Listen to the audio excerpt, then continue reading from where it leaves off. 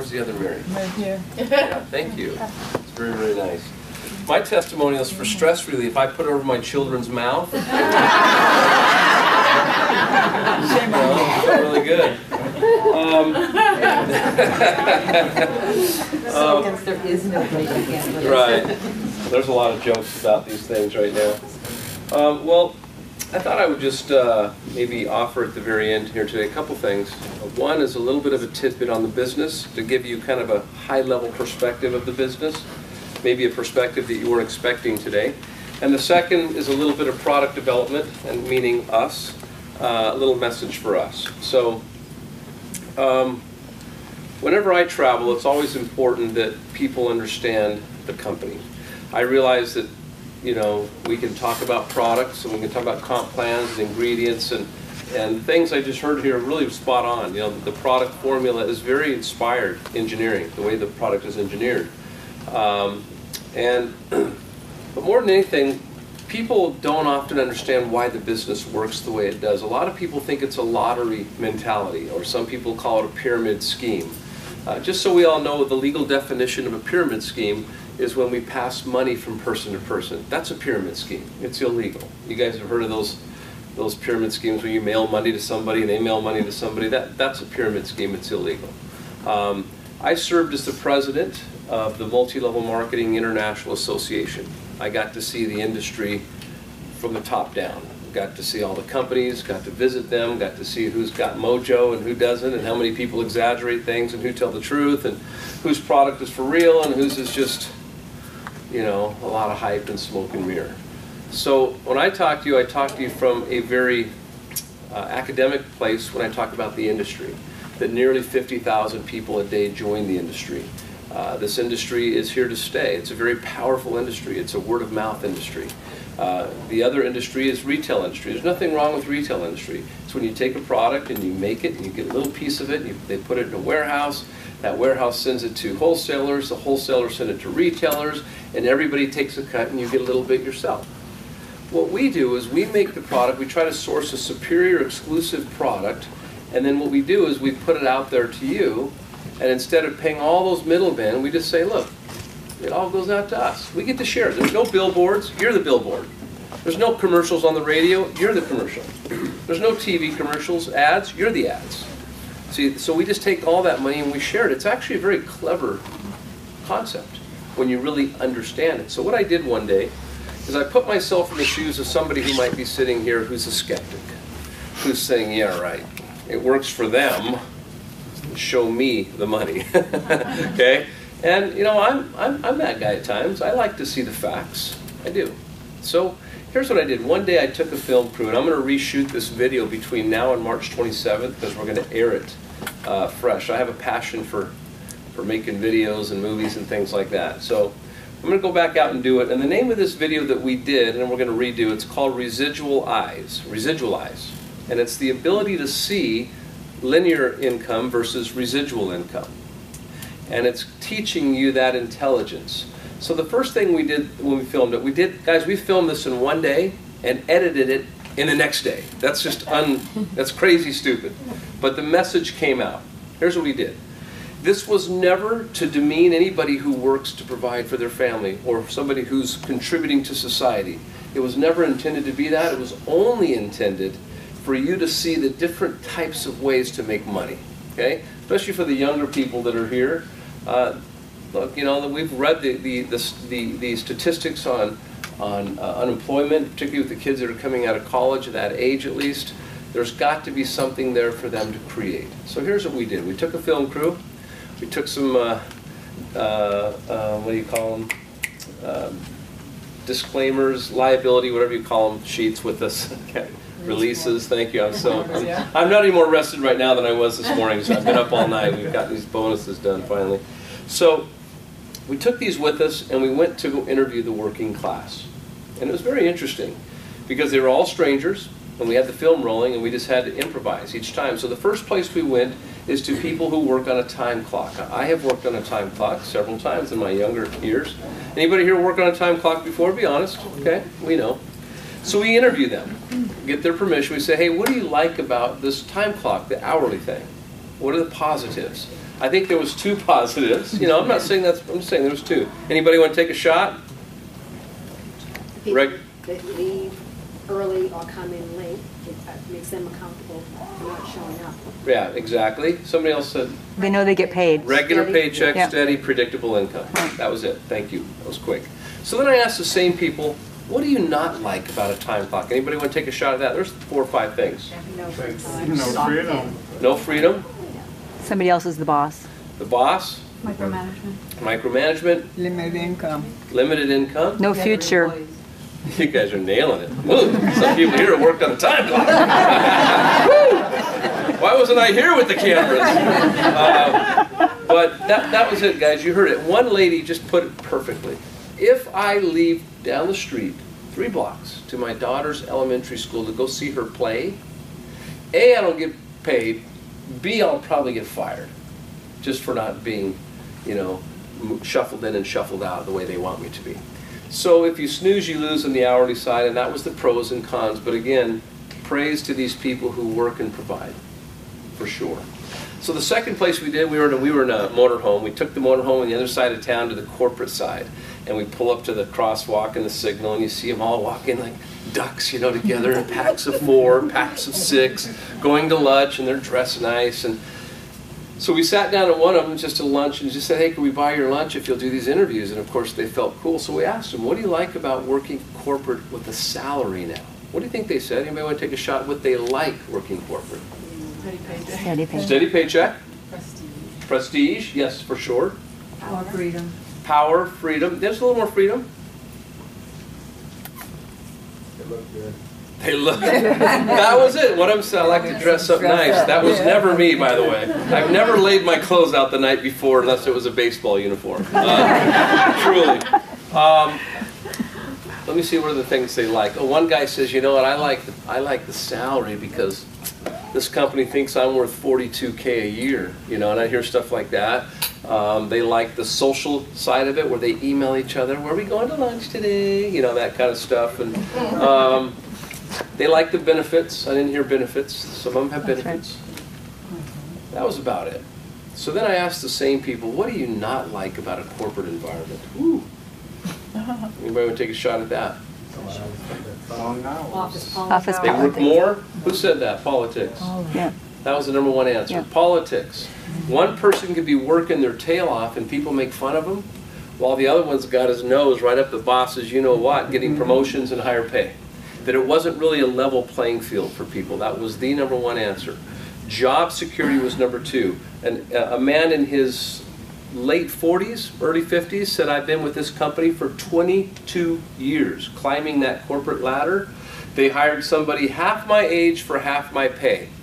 It wasn't my ladder. Interesting. Found that very interesting. The other things they didn't like, that was about it. They worked longer hours though.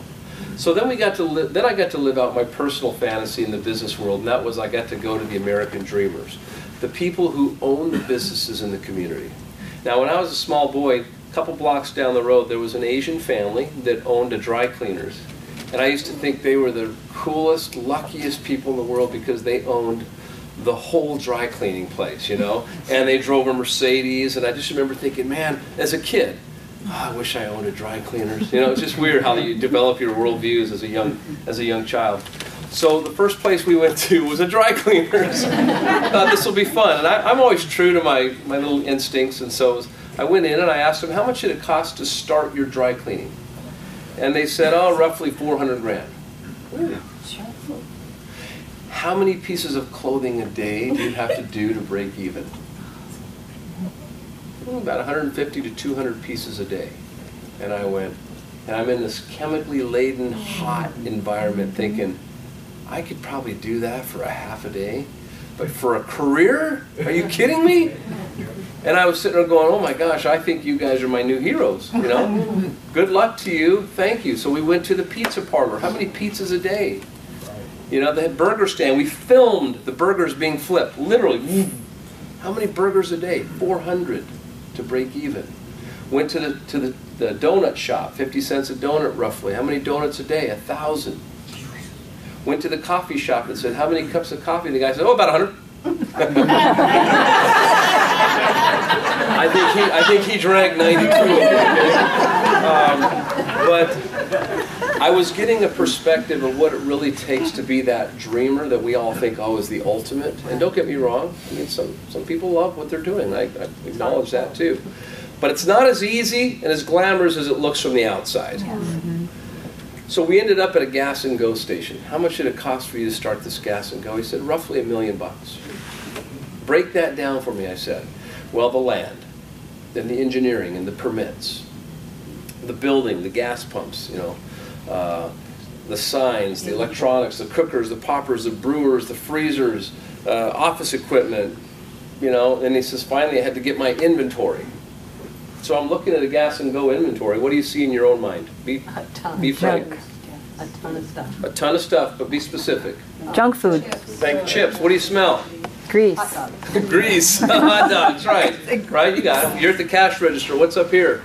Cigarettes. Right, you got jerky, you know, just 2,000 SKUs, 3 deep. Like, who does that? You know, and I'm sitting there going, this poor guy. So I sit down, I said, hey, tell me about this place. He says, well, I started this thinking that I would pull in once a day in my Mercedes to pick up the bank drop. I'm quoting him. He says, I live here now. Yeah. And he didn't look, you know, real happy. And he said, we used to have an employee of the month. Now we have an employee of the week. You just got to last a whole week without using your cell phone while you're, you know, checking people out, you know, kind of a thing. And so I just became like really enlightened because it made me appreciate more what I do for a living, unapologetically. And the reason why is because let's say you came here today skeptical and you leave going, you know what, I'm going to do this. I'm going to start my own home-based business. In fact, any smart financial consultant will tell you, please get a home-based business, no matter what you do, because there are tax benefits on the table for you that you're just leaving behind every single quarter, every single year that are available to you. And I've heard financial experts say, I don't care if you start a lemonade stand. Get a home-based business for tax reasons. So I'm like, okay. So let's say you join, and you're like, okay, I'm in this FG Express. I'm going to start my own business, 190 countries, FDA listed, I'm in. So you're thinking, okay, I don't need to put that $1 million in. I don't need a sign. I don't have to hire the employees. I don't need the permits and the permits and the permits, and I don't need a building. This is no business. What do I do? Oh, I got to get my inventory for my new multi-million-dollar business. So you place your order, whether you do it online or you call, and you're waiting for all that inventory to show up. And this is part of the video. It shows an 18-wheeler backing into your driveway. There's your stuff. And you go there and you put the gloves on because you're about to unload the inventory, and you flip open the back of the truck, and you're looking at them, and there's just one envelope in that truck.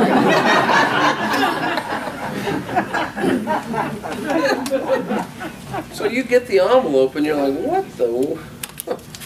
Okay. So all of a sudden you start seeing visions of your life turning around where you make enough money to get your product for free, or you make enough money to pay your car, or you make enough money to pay your mortgage, or you make enough money to quit your job, or you make enough money just to be like really well off, whatever that is to you, right? So you take it and you're like, yep. I think I'm going to put it in the kitchen underneath the track lighting so I can look at my new business. Excuse me, I'm going to move this. So you're pacing your house now. Your inventory for your new business is just showing up, and you're like,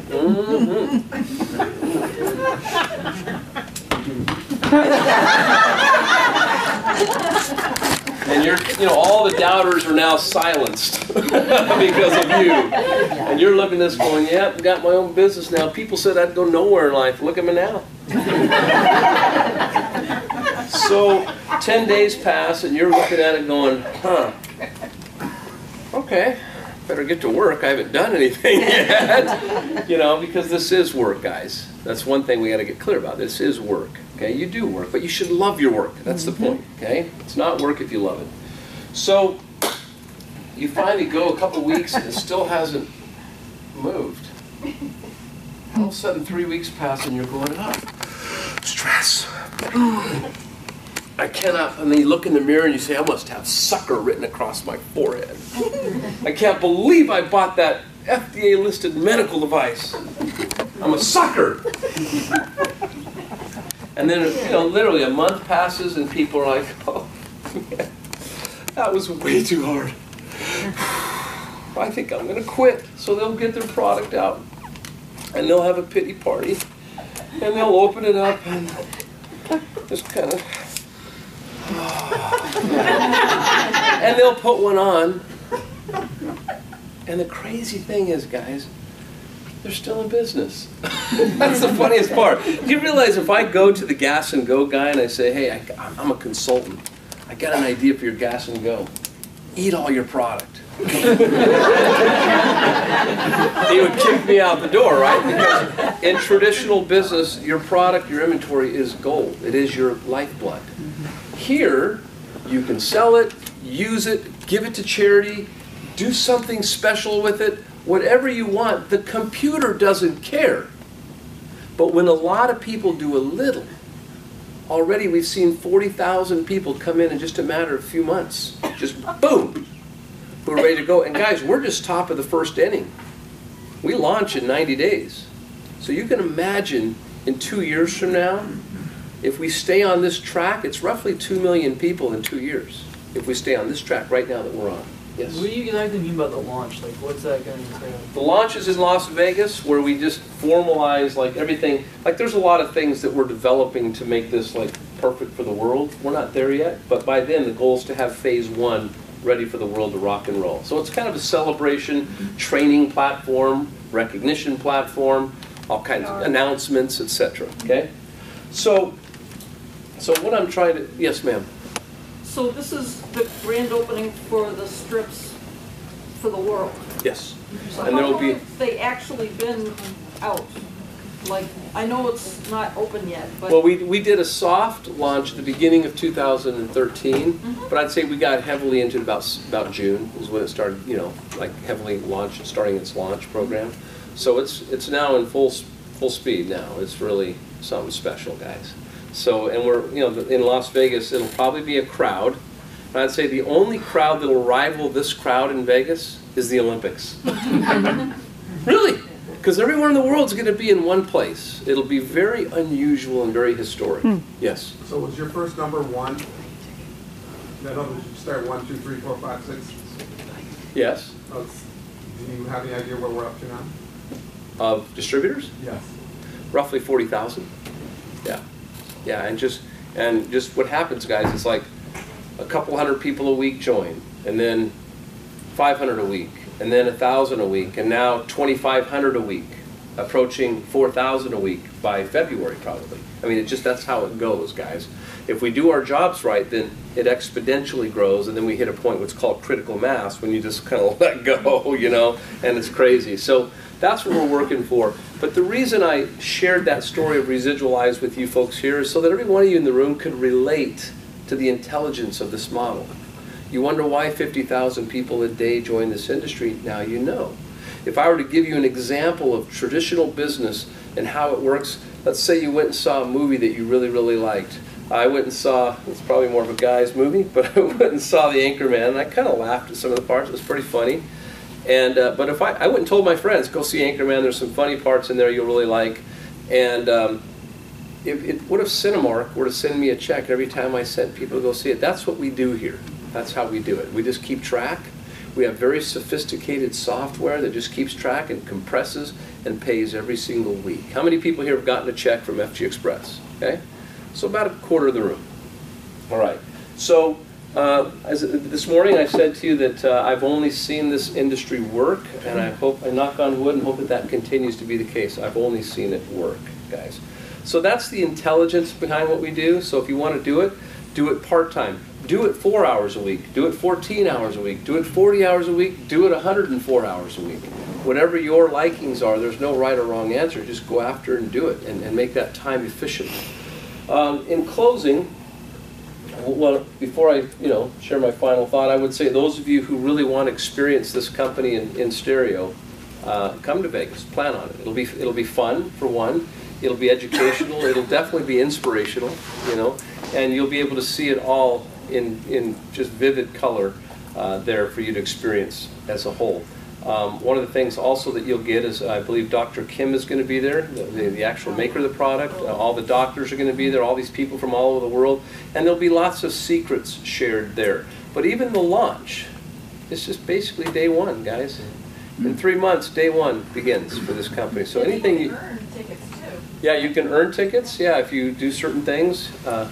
In fact, I know they're doing a drawing here pretty quick, if they haven't already, for people that are applying to win the trip itself. So that's kind of what it is. Also, just so you guys know, tonight I think we have a leadership dinner, and I'll be sharing a little bit of this. But at this event, we're going to make a cool announcement regarding the Forever Green product and how it plays into all this in a very subtle but attractive way for people without it being a distraction. More of a retention plan, not a distraction plan. So those are some of the things that you'll be learning moving forward. We've hired all kinds of new people. We're busting out of our offices right now. We're looking for new space. So we are having to do a lot of things internally. But as I close, what I would share with you is this. And to me, this is probably, for me, the most important part of the message, at least that I've been able to share with you today. And that this is what I call product development right here, okay? Because I think commodity comes and go, but it's this is the value here. This is king, what's in this room right here. And I think that how you show up in your business has everything to do with your success. It's not always the mechanics. Yes, you want the mechanics to be good. It's not always the product. Yes, you want the product to be great. It's not always the pay plan. Yes, you want that to be great. But what really is central is you. And so one time I was doing a training. Occasionally I do a training for personal development. It's called the You of You. And one time I was doing it, and this teenage girl raised her hand, and I was talking about self-worth and stuff, and she says, "Can you define self-esteem for me?" And I just kind of had this kind of like, well, of course. And then I started trying to articulate it, and I couldn't do it really well. I was like, well, it's what you think of yourself, and you know, and I just realized that I hadn't gone deep into what that is or isn't. So I went home and I took her email address because I was quite baffled and embarrassed. And I went home and I just really thought about it. And I'm not saying I have all the answers, but I can tell you what came out of me after a few days of thought. And this is key for us in this room here today. We talk about self-worth and self-esteem in our society like it's a tattoo. That person has a low self-worth, and oh, that person has a pretty high self-worth. And you go in an airport or a mall, you see some people just buzzing by on a mission, and you see the clueless just you know, and you wonder, what is the difference between these two people? They look identical. This one has just got, man, they're on a mission, and this one's just breathing. And so I thought, man, what is self-worth? Because I've always talked about it like it was a tattoo. And there has to be more to it than that. So I got to thinking, and here's what came out of me. Self-worth can be earned this very second by each and every one of us. And the question is how? So I got to thinking, let's say we all have dreams in our life, and whether we admit it right here on the spot or not, we all have thoughts and dreams of how our families should be and look, and how our relationships are, and how our money and career should be, and how our community and our spirituality. We all have these somewhere in us. They're there. Some of us are right there in the forefront. We know exactly what we want. So what happens is, as we're a child, when you ask a child what they want to be when they grow up, they say anything. Because they can. It's not only until they grow up that they begin to edit their words, and often they start editing the words because of us. So how do we go back to that? So the idea is, if these are the things you want and you get clear about them again, see, if this is what you want and you're living over here, it's lights out. You are just breathing. You're walking. You're existing. You're not thriving. You're not inspiring. You're not attracting. But if you got clear about what your dreams really were, even tonight, went home and wrote them down and said, this is who I am. This is what I believe. And this is who I love. And this is what I want to see in my community, and this is my spirituality, and you know what? I'm worth it. I'm going to make a lot of money. I'm going to live in the bigger house, Mary, right? Because I can. And so maybe self-worth is how much in the moment you live into it. Isn't that interesting? Yeah. Have you ever thought about times in your life when you were buzzing? Because you were you were living in something that you wanted and believed, and you were buzzing going, don't touch me. But all of a sudden we forget that, and we're just barely existing and repelling people, and we just like ghosts walking around our communities. So my encouragement to you is if you want to succeed in anything, get clear about who you are and what you want to create. And you either live this life by design, or you live this life by default, by default. You're either snapping life around, or life is snapping you around. It's the people who wake up and say, well, I wonder what's going to happen today. I told you she wouldn't like me. You know? It's the difference between somebody looking in this room from that hallway going, is this thing happening? And the difference is somebody walking in and going, it's happening now. Because you're bringing it to the room. You count when you walk into every room, in front of every person you're with. You are bringing something. So you either make deposits or you make withdrawals. And you're very aware of that as you go through your day and through your life. So if you're doing your business and it's all about making deposits and stepping into your truth and living it, because energy doesn't lie, you don't want to be the empty person and go through the mechanics that never lands. You want to be this person that resonates everywhere they go, so people go, oh my gosh, I want to be around that person more. I love being around that person. See, those are the rainmakers. Those are the people that people want to marry and make babies with and go into business with. The party doesn't start until they get there and say, yep, the party's here. And they know it. Is there anything wrong with that? No. Wouldn't it be a better party if we all showed up like that? Right? It'd be a much funner party. So, my encouragement to you is realize that if you're feeling low, and if you're feeling lifeless, and you're needing hope and light, that you get clear about this for you. That you realize that we're all beautiful, we're all miraculous, we're all glorious, we're all these amazing wonders, godlike. We just all sometimes forget. That's it. So today is a reminder, a wake-up for all of us to realize that this is product development, not this. This is beautiful. We're very fortunate and blessed to have this, but this is the magic. This is what makes it all happen. So I came here today just to bring that hope, that light, hopefully that inspiration and that connection between us, that we now live inside a vision that's bigger than all of us, where your color of your skin, your political views, where you come from, male or female, rich or poor, we belong together. Is it about race? Yes, the human race. So welcome home, welcome to Forever Green Days.